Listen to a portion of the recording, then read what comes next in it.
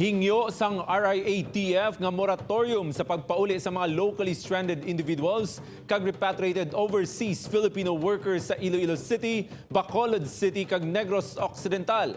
Ginaprubahan sang National Interagency Task Force. Si John Sala nakatutok. Temporaryo anay nga suspended ang pagpauli sa mga locally stranded individuals kag repatriated overseas Filipino workers sa Iloilo City, Bacolod City kag Negros Occidental sumugod Agosto 8. Ini matapos kinaprubahan sang National Task Force Against Coronavirus Disease 2019 ang request ng Regional Interagency Task Force kag Regional Task Force COVID-19. Pero yung pag-aaral po, yung capacity po ng quarantine and isolation sa tatlong LGU na yun, ay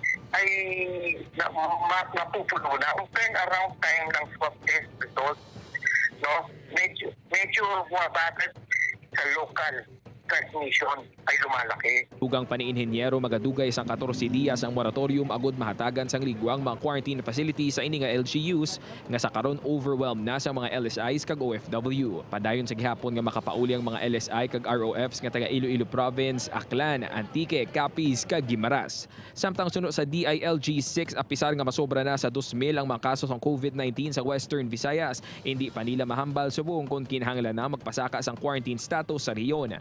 Pero hindi lang po health activity na sa classification. There are 4 sectors.